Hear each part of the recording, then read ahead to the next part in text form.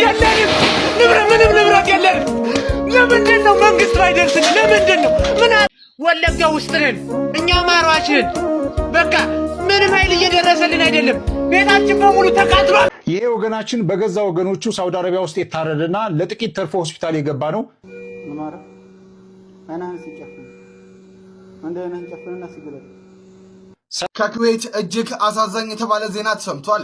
አንዲት ኢትዮጵያዊ ሴት በባሏ በአሰቃቂ ሁኔታ ግድያ ተፈጽሞባታል።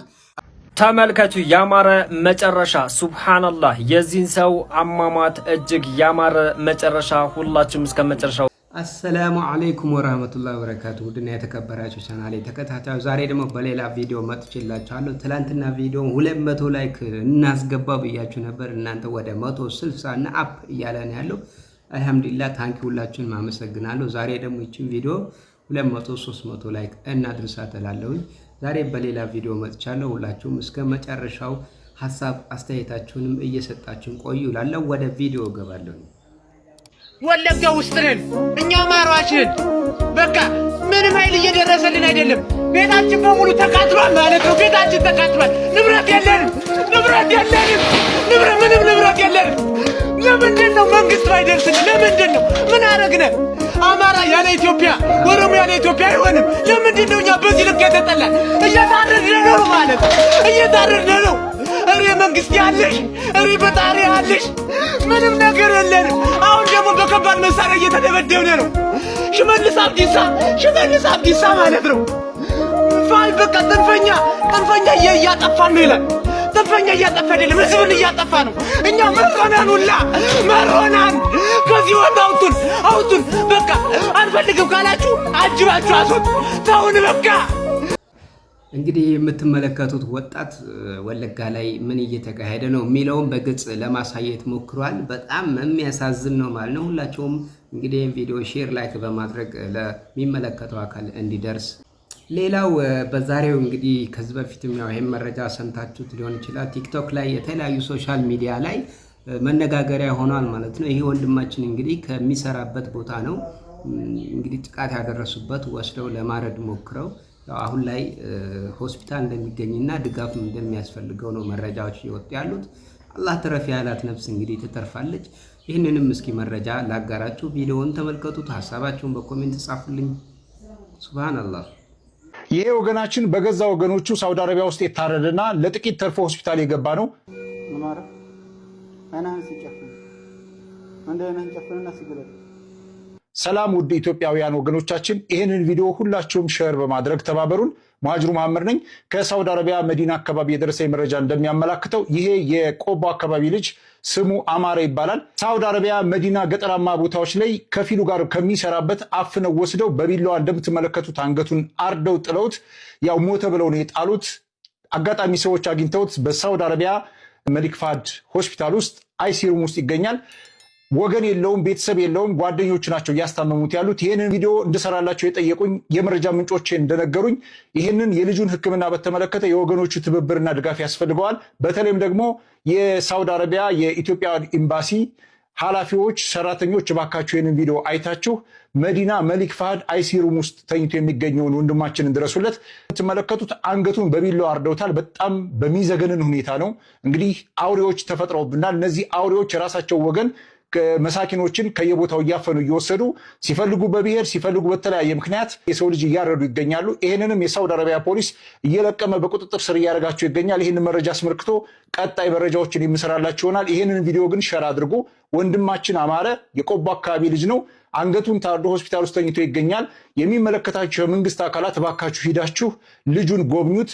በመዲናና ዙሪያው አካባቢ የምትገኙ ቅን ኢትዮጵያውያን ይህንን ወንድማችንን የተኛበት ሆስፒታል ድረስ ሂዳችሁ ድጋፋችሁን አድርጉለት፣ ወደ ህዝብ አቅርቡት፣ እንዲደገፍ እንዲረዳ የተረፈች ነፍሱ አገግማ ድና ወደ ስራው እንዲመለስ እርዱት ለማለት ነው። ሙሃጅሩ ነኝ። ይህንን ቪዲዮ ለሌሎችም ሸርና ኮፒ ሊንክ አድርጉ። ውድ ኢትዮጵያውያን ማራ አናን ሲጨፍ አንደነን ጨፍና ሲገለጥ አናን ጨፍ አናን ሲጨፍ በትላንትናው ዕለት መውሊድ መከበሩን ታውቃላችሁ። እንግዲህ በተለያዩ አንዳንድ ኢትዮጵያ ቦታዎች ላይ ይህ የምትመለከቱት እንግዲህ ተመልከቱ። መንገድ ላይ ወጥተው ሴቶቻችን በጣም በሚዘገንን ሁኔታ ማለት ነው። ተመልከቱ ይሄን ጉድ ማለት ነው። ይሄን ጭፈራ ያያችሁት? ኢና ሊላሂ ወኢና ኢለይሂ ራጂዑን።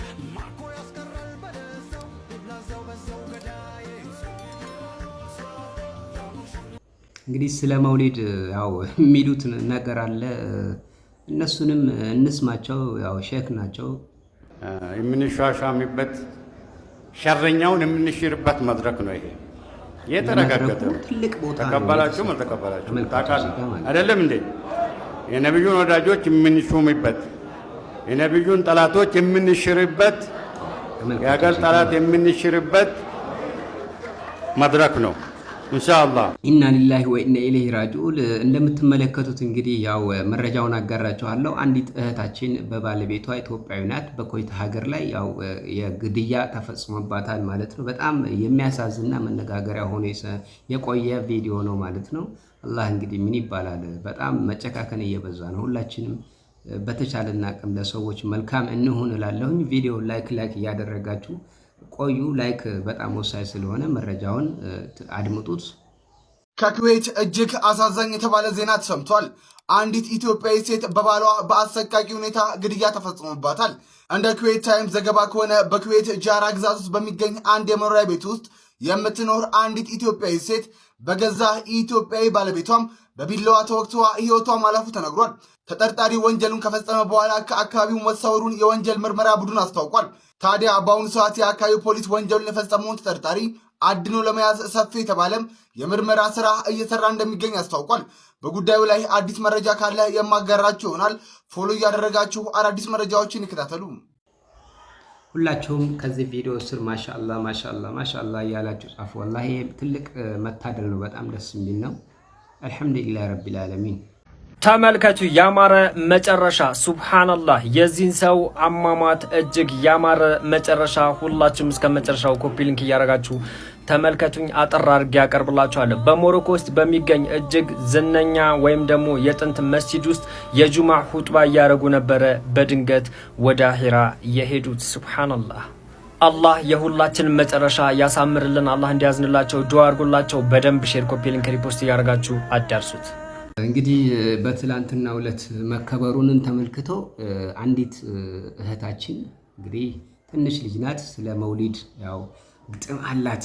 ስለ መውሊድን አናከብርም የሚል ነው ግጥሙ። በጣም ደስ የሚል ነው። ብዙ ተመልካቾችን አግኝቷል። ይሄ ነው እንግዲህ ያው ወጣቱም እየተዋጋ ነው የሚገኘው በዚህ በመውሊድ ጉዳይ።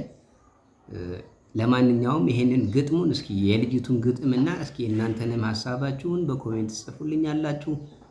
አዳምጡት ቪዲዮውን። እኔ ማቀርበላችሁ ግጥምና የግጥሜ ርዕስ መውሊድ አናከብርም። አላህን የሚያምጽ አኺራን የረሳ ምንም በሌለበት አቧራ የሚያስነሳ የሌለ የሚያመጣ መውሊድ የሚያከብር ሐቅን እየተወ ለባጢል የሚያብር ያልተለመደውን ቢድዓ የሚፈጥር መረጃ የሚሰጠው ደሊሉ ሸህየው ጫትና ምስባሃ ከእጁም የማይለየው ሱናውን በመተው የተዝረከረከው ቢድዓ ፈጣሪ ሳይበላው ያከከው ቢድዓ ፈጣሪ ሳይበላው ያከከው በአስባር በቆሌው በዛፍ የሚመጀን ሱንዩ ሙስተጀብ ብሎ የፈረጀው ቅሷ ነው እያለ ውሸት የሚያወራ በነብያችን ስም አነጽ የሚሰራ አረንጓዴ ጥንጣም ከላይ የደረበ ተውሂድና ሱና ውስጥ የተራበ የወንጀል ሱሰኛ ሲያዩት አቤት መሳይ ቅልስልስ ነውና የቢድዓት መሳይ ባጢሉን ሀቅ አድርጎ ለኡመቱ የሚያሳይ ከእንደዚህ አይነት ሰው ተጠንቀቁ ሰዎች። አንድ ነን አንንም እኛ እንዳይሆነች መውሊድ አይለየንም ስንን አንኖርም በቃ ቢድዓ ነው መውሊድ አናከብርም በቃ ቢድዓ ነው መውሊድ አናከብርም። የቢድዓው ማሽን የሽርክና ዜና መውሊድ ነው ጠቅላዩ የወንጀሎች ካዝና መውሊድ ነው ጠቅላዩ የወንጀሎች ካዝና። አዲስ ፈጠራ ነው በፊት ያልነበረ እንደ እምነት ተደርጎ ሲከበር የኖረ ሱናውን ደምስሶ ችግር የፈጠረ እንቅፋት የሆነ ሱና እንዳይስፋፋ ሰዎች በነጻነት የሚያከብሩት ይፋ ብዙ ነላወራም የሰማ ሰው ይስማ። ወሰላሙ አለይኩም ደቂቃ ያበቃ። ወሰላሙ አለይኩም ደቂቃ በቃ። አሰላሙ አለይኩም ወራህመቱላህ። ተክቢር። ሁላችሁም እስኪ አላሁ አክበር በሉ። ይችኛው እህታችን እንግዲህ ምንድነው ለ4 ዓመት የለፋችበትን ደሞዟን መዳሟ ሳትከፍላት ያው አሁን ላይ ያው 45000 ሪያል እየተከፈላት ነው የሚገኘው በኤምባሲ ከሳ ማለት ነው። ይሄም አልহামዱሊላህ ትልቅ ለውጥ ነው። በነገራችን ላይ አረቦች አንዳንዴ ትንሽ እንዲህ ያለ ነገር ባህሪ ያመጡ ይገኛሉ አንዳንዶቹ ማለት ነው። አብዛኛዎቹ መልካም ናቸው የታወቁ ናቸው። ይችኛው እህታችን ግን ዛሬ አልহামዱሊላህ በጣም ደስተኛ ሆናለች ማለት ነው። ወደ ቪዲዮውን እስኪ ላሳያቸው። ያው እየሰጣት ማለት ነው ብሩን هديام هديام ستة بابس 6 7 8 9 10 كذا 50,000 لا يبقى هذا خلاص هذا حط يدي كذا 50 هذا 1000 2 እናንተም እንደዛ አይነት ችግር ከደረሰባችሁ ምን ማድረግ እንዳለባችሁ ማወቅ አለባችሁ። ከቲክቶክ ዩቲዩብ ሊካልላችሁ ሙሉ ቪዲዮ ምን ማድረግ እንዳለባችሁ እዛ ላይ ሙሉ ቪዲዮ አለላችሁ ማለት ነው። ይሄን ቻናል ፎሎ ላይክ ኮፒ ሊንክ እያደረጋችሁ ለሁሉም እንዲደርሳችሁ ማለት ነው። ይመቻችሁ። እንግዲህ መውሊድ ጋር ተያይዞ አንድ ኡስታዛችን የሚናገሩት ነገር አለ። ከዚህ በፊት ኡስታዝ ያሲን ኑሩ የተናገረው መልእክት አለ። እሱንም ታደምጡታላችሁ በመጠኑ። ኡስታዝ የሚሉት ነገር አለ ማለት ነው። እነሱንም ሰምተን እንመለሳለን። እስኪ ተከታተሉት መልእክቱን ማለት ነው። ስለ መውሊድ ምንድነው የሚባለው? መውሊድ እናከብራለን የምትሉ ሰዎች ሴራቸውን ብቻ ያከበራችሁ አድርጉት።